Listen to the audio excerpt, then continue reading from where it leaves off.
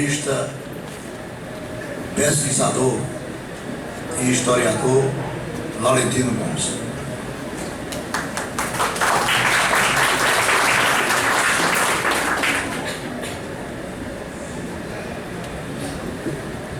Eu queria agradecer, saudar o presidente Ramalho Leite e, no nome dele, todos os membros da mesa, todos os meus novos e novas confrades e confreiras do Instituto Histórico e Geográfico Paraibano. Para mim é uma imensa honra receber esse diploma hoje, do qual eu sinceramente não me julgo merecedor, mas respeito a decisão dos membros do Instituto e me sinto realmente muito honrado. Numa entrevista ao jornal União e também nas redes sociais, eu fiz uma brincadeira a respeito da minha relação com o estado da Paraíba dessa semana. Eu disse que eu tenho uma história de amor tardia, porém fulminante com os paraibanos.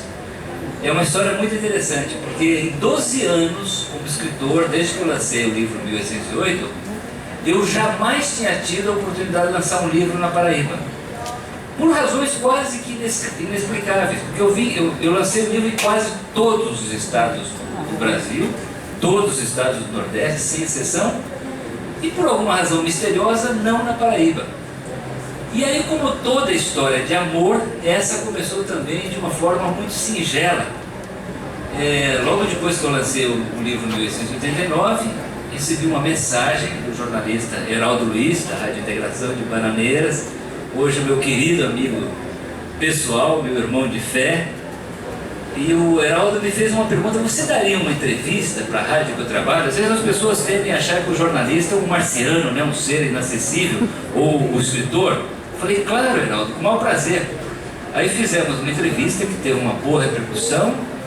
Em 2017 eu estava fazendo pesquisas em Angola, eu viajei para fazer reportagens sobre escravidão, sobre a história da escravidão, por 12 países, na companhia da Carmen, incluindo 8 países africanos. Estava em Angola, o Heraldo me liga de novo, fazemos uma entrevista lá de África, e no final dessa entrevista eu contei ao Heraldo que eu gostaria de visitar algumas comunidades quilombolas no Brasil, que era o que estava faltando.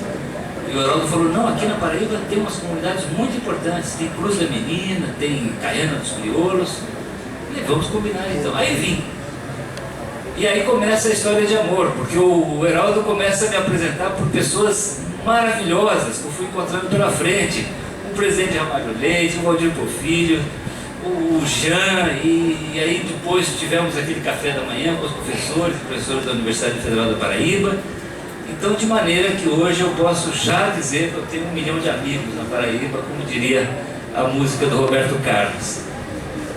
E a consequência é que eu e a Carmen estamos fazendo uma turnê de lançamento desse novo livro. Lançamos primeiro da Bienal do Rio de Janeiro, no começo de setembro, e aí saímos viajando pelo Brasil. Já fizemos 12 estados, 26 cidades, 30 eventos, mas nenhum estado teve uma quantidade de lançamentos tão numerosa quanto a Paraíba. São 4, nem mesmo o estado do Paraná teve tantos, lá foram 3. Então, eu acho que a entrega deste diploma hoje simboliza essa nossa relação amorosa, né? De encantamento com o estado, que me acolheu de forma muito generosa. Aprendi muito, descobri novos caminhos para o meu trabalho de pesquisador, de repórter, de historiador. Muitas das informações que eu encontrei aqui na Paraíba, sugestões de bibliografia, de fontes, de histórias que eu simplesmente desconhecia, eu já começo a incorporar no meu trabalho, nessa trilogia que eu estou escrevendo a respeito da história da escravidão no Brasil. Eu sou um jornalista, trabalho nessa profissão há 42 anos, sempre gostei muito de ser repórter, editor, e em 2007 aconteceu uma curiosa coincidência de destinos, né? Uma paixão paralela que eu tinha até então, paralela ao jornalismo, que era o estudo do sobre história do Brasil se encontrou com a minha atividade principal. E o resultado foi o livro 1808, que eu lancei em 2007, nas vésperas de uma grande efeméride, que eram os 200 anos da chegada da corte de Dom João ao Rio de Janeiro. Um livro-reportagem, ou seja, combinando pesquisa em museus, em bibliotecas, em universidades, em fontes de referência, com o olhar de um jornalista. Achava que estava fazendo uma boa reportagem, porque fazia já 30 anos naquela época que eu exercia essa profissão. Mas nunca, nem nos meus sonhos mais delirantes, eu achei que livro de história pudesse se tornar um best-seller no Brasil. Um país que lê muito pouco, né? O brasileiro lê em média menos de 2 exemplares per capita por ano. Isso é muito pouco comparado, por exemplo, com a Espanha, com a Itália, onde se lê 9, 10 exemplares por ano. Índice também do Chile, da Argentina. Ou seja, num país em que se lê muito pouco, de repente eu me surpreendo com uma repercussão inesperada de um livro sobre história do Brasil. Uma repercussão tão grande que 8 meses depois do lançamento do livro, eu criei coragem e pedi demissão do meu emprego para virar escritor. E desde então eu estou na estrada, pesquisando, indo ao encontro dos leitores, aprendendo muito, descobrindo novas possibilidades de narrar e interpretar a história do Brasil. Às vezes as pessoas, aliás, agora há pouco o Wellington Farias me perguntou: você é mais historiador ou jornalista? Eu falei: eu sou jornalista, eu faço questão de delimitar essa fronteira. O meu trabalho, às vezes as pessoas me perguntam também: você mudou de profissão? Não, eu mudei de formato. Até então eu fazia reportagem para jornal, para revista, e agora eu faço livro-reportagem. Portanto, o meu olhar sobre a história do Brasil é um olhar de um jornalista. O jornalista tem uma tarefa importante nesse mundo, que é ampliar o conhecimento, o acesso das pessoas à cultura, à informação. O jornalismo é fundamental numa sociedade democrática, porque uma sociedade que não está bem informada também tem dificuldade de tomar decisões importantes a respeito do seu próprio futuro. A informação é uma ferramenta fundamental na construção de uma sociedade democrática. Então eu mudei de formato, eu faço livros-reportagens. Mas eu acho também que nós enfrentamos hoje no Brasil, em todas as disciplinas na área de educação, um desafio de linguagem. Nós éramos e continuamos a ser até pouco tempo um país de analfabetos, um país com baixíssima escolaridade, com um índice de leitura muito baixo. Então a literatura, os livros de história, os livros de economia, os livros de psicologia, de medicina, os livros de literatura eram todos voltados para uma elite muito pequenininha, que lia, que tinha condições, tinha poder aquisitivo, tinha informação, escolaridade, capacidade de leitura. E aí o Brasil começa a mudar. Eu acho que não é mérito de nenhum partido, de nenhum governo em particular, mas o fato é que o Brasil lentamente, muito mais lentamente do que nós gostaríamos, vem se transformando nesses últimos 30 e poucos anos de exercício de democracia. Então eu acho que hoje uma tarefa fundamental de todos nós, jornalistas, escritores, historiadores, os formadores de opinião, os produtores de conhecimento, os educadores, é tornar o conhecimento mais acessível a um público mais amplo, a um público não habituado a ler, a um público não habituado a estudar as disciplinas que nós dominamos dentro do ambiente acadêmico. E eu acho que o jornalista tem essa função de decodificador de linguagem. O jornalista, quando vai fazer uma matéria sobre astronomia, ou sobre medicina, ou sobre psicologia, ou sobre educação, ou sobre marketing, ele tem essa responsabilidade de transformar uma linguagem técnica, intracorporis, dominada por um grupo de especialistas, decodificar essa linguagem para torná-la acessível a um público mais amplo, um público mais leigo. E é o que eu procuro fazer no estudo da história do Brasil. Portanto, o que eu gostaria de ser é um abridor de portas. Eu gostaria que as pessoas, ao ler os meus livros, numa linguagem mais fácil, mais simples, didática, inteligível, fácil de entender, se interessassem de tal forma pelo assunto que depois criassem coragem de ler obras mais profundas, mais densas, como Raízes do Brasil, do nosso Sérgio Buarque de Holanda, Casa Grande Senzala, inúmeras, Caio Prado Júnior. Mas eu acho que se nós tentarmos fazer o oposto, obrigar um estudante, um adolescente, uma pessoa mais leiga a se interessar por história do Brasil, começando pela literatura acadêmica, talvez o desafio seja maior. Mas eu entendo também que o desafio do jornalista não é apenas de linguagem. O maior desafio é ampliar o acesso ao conhecimento sem desqualificar o conteúdo, sem ficar só na superfície, sem que o seu livro, a sua reportagem, seja apenas um mero almanaque de curiosidades. E esse é o grande desafio. Se vocês imaginarem a audiência que está lá fora como uma grande pirâmide, quanto mais próximo do topo, mais qualificado é o conteúdo e menor é a audiência. São os livros de alta literatura, os livros de grande densidade acadêmica, que tem poucos leitores, mas um conteúdo muito denso, muito forte. Quanto mais próximo da base, maior é a audiência e mais banal é o conteúdo. Que são os programas, por exemplo, policiais da televisão aberta, do rádio. O nosso desafio é migrar nessa pirâmide do topo em direção à base, sem desqualificar o conteúdo, mantendo a qualidade, dando uma contribuição importante para a área de educação, para a formação de cidadania, de conscientização, de espírito e pensamento crítico no Brasil. Então acho que esse é o nosso grande desafio. E eu julgo, pela reação dos leitores até agora, que o desafio é digno de ser enfrentado. Não é que as pessoas não se interessem por história do Brasil, elas querem.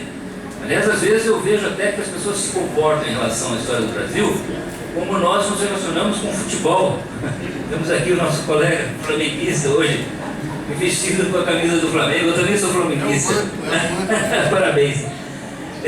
Mas assim, às vezes a gente fica muito como se a história do Brasil fosse uma questão de opinião, né? Eu acho isso, então, mas existe uma relação apaixonada pela história do Brasil. As pessoas querem entender mais que país é esse.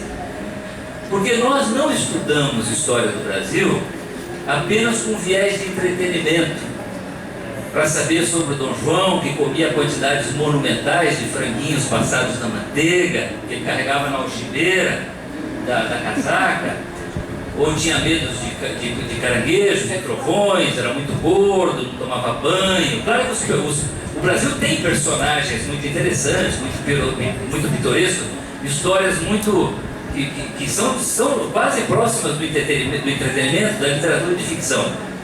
Mas nós estudamos história do Brasil por uma outra razão. A história tem uma função social muito bem definida, que é de construção de identidade. Nós olhamos para o passado para tentar entender quem nós somos hoje. Uma sociedade que não estuda história simplesmente não consegue entender a si mesma, a si própria, porque desconhece as raízes, desconhece a jornada que nos trouxe até aqui.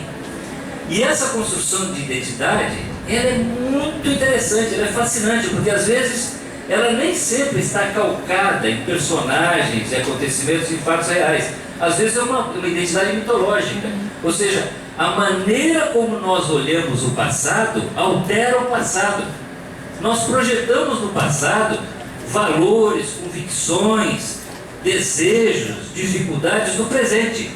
Então nós vamos às vezes construindo uma identidade mais imaginária do que real. A identidade que nós gostaríamos de ter sido, e não do que nós realmente fomos. A identidade do que nós gostaríamos de ser hoje, e não do que nós realmente somos.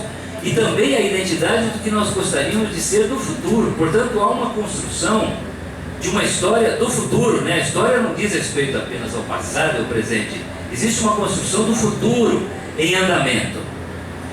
E aí é muito importante observar que nessa construção mitológica e imaginária, nós fomos também desenvolvendo mitos a nosso próprio respeito, a respeito de nós mesmos. E o Brasil é repleto de mitos.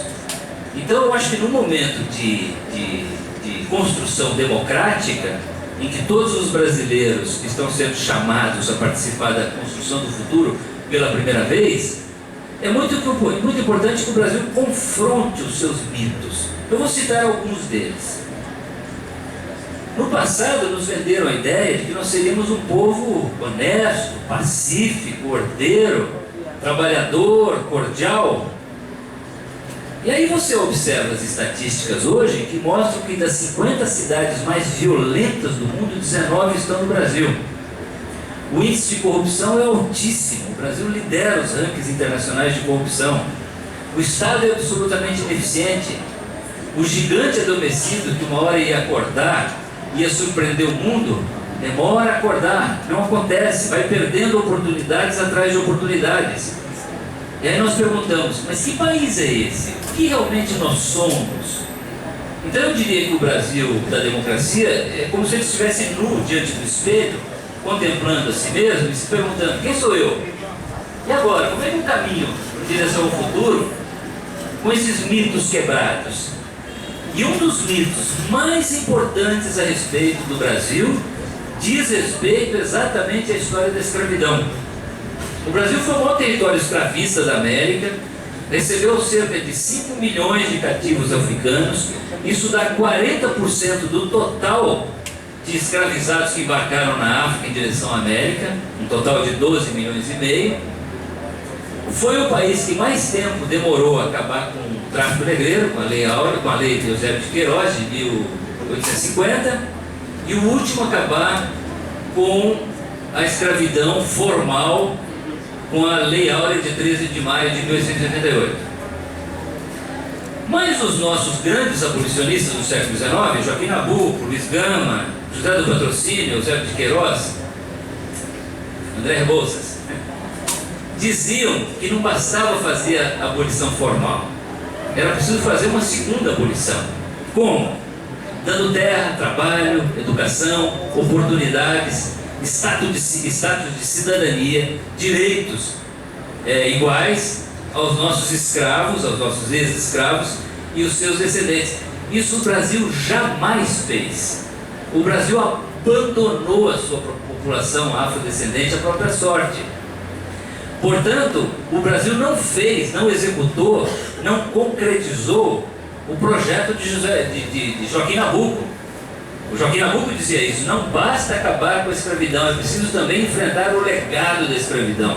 Segundo Joaquim Nabuco, a escravidão havia corrompido, e essa é uma expressão dele, entre aspas, havia corrompido toda a maneira como a sociedade brasileira poderia ter se organizado.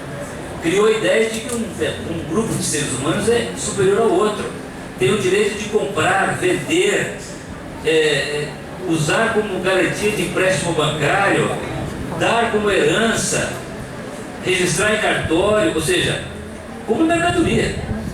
Foi isso que nós fizemos com os nossos escravizados durante 350 anos, ou mais que isso. Então criou essa ideia de que um grupo social é superior ao outro, e o outro merece ser explorado, desprezado, explorado até na sua sexualidade, a sua reprodução não lhe pertence, porque a reprodução do escravo era uma prerrogativa do seu senhor. Mas segundo o Joaquim Nabuco e também o Sérgio Buarque de Holanda, que elabora muito isso, a escravidão, por exemplo, deturpou a maneira como nós vemos até hoje o trabalho. O trabalho no Brasil é visto como algo indigno, porque quem trabalhava era o escravo.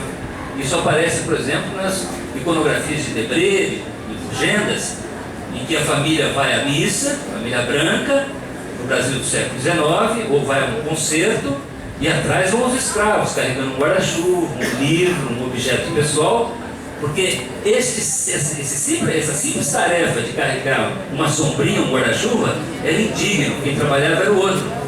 Isso deturpou a maneira como nós vemos o trabalho até hoje. Toda pessoa que tem alguns ares de nobreza, de fidalguia, que teve acesso à universidade, que teve acesso a uma oportunidade de ascensão social, sonha deixar de trabalhar o mais rapidamente possível e viver de uma aposentadoria, dos frutos dos seus rendimentos. Né? O José de Souza chama de uma sociedade rentista. Então, vocês observem que o legado da escravidão continua entre nós, na maneira como nós nos estruturamos como uma sociedade de castas, de fato, mas ela continua especialmente nos indicadores sociais que mostram que por todos os critérios que nós queiramos medir o Brasil, há um abismo de oportunidades, de renda, de educação, de moradia, de saneamento, de segurança pública, todos os critérios, todos os indicadores que nós tentemos usar para medir o Brasil mostram um abismo de oportunidade entre a população descendente de colonos europeus e a população descendente de escravos africanos. É isso que nós chamamos de desigualdade social. Desigualdade social no Brasil é sinônimo de legado da escravidão que, contrariando o projeto de Joaquim Nabuco, nós nunca enfrentamos. Mas existe um segundo legado também, que é o preconceito racial. Nós somos um país profundamente preconceituoso. Embora no passado nós tenhamos desenvolvido um outro mito segundo o qual nós teríamos tido uma escravidão patriarcal, benévola, branda, mais boazinha, e que o resultado seria uma grande democracia racial, exemplar. Ou seja, nós teríamos nos miscigenados, nos misturado muito rapidamente, e hoje seríamos uma exemplar democracia racial. Quando você entra numa rede social, hoje, agora, nesse momento, você vai observar manifestações cruas de preconceito racial e racismo como eu nunca julguei que eu fosse ver na vida. Ou quando nossos jogadores de futebol, no estádio, jogadores negros, são abusados, xingados pela cor da pele. Ou mesmo em discursos de altas autoridades da República que expressam o racismo latente na alma brasileira. Então eu diria que hoje, talvez, esse seja o maior desafio do Brasil. É fazer a segunda abolição, corrigindo as distorções, os desequilíbrios, corrigindo a falta de oportunidades entre os diferentes grupos sociais, enfrentando a questão do racismo, primeiro aceitando que nós temos de fato uma questão racial no Brasil e que todos os problemas sociais do Brasil são advindos de uma questão racial que nós tentamos negar, ignorar. É um processo de autonegação, como se isso não existisse. E principalmente pelo estudo da escravidão. Eu passei toda a minha vida escolar, da alfabetização até o ensino superior. Se eu ouvi falar sobre Princesa Isabel e Lei Áurea, foi muito. Ou seja, na minha época como estudante, e é relativamente recente, eu tenho 63 anos, mas não é tão antigo assim, não é? Escravidão era um não assunto nos currículos escolares, nos livros didáticos. Talvez isso tenha melhorado um pouco, mas ao estudar a escravidão agora, eu cheguei à óbvia conclusão que escravidão é o assunto mais definidor, mais importante da história do Brasil.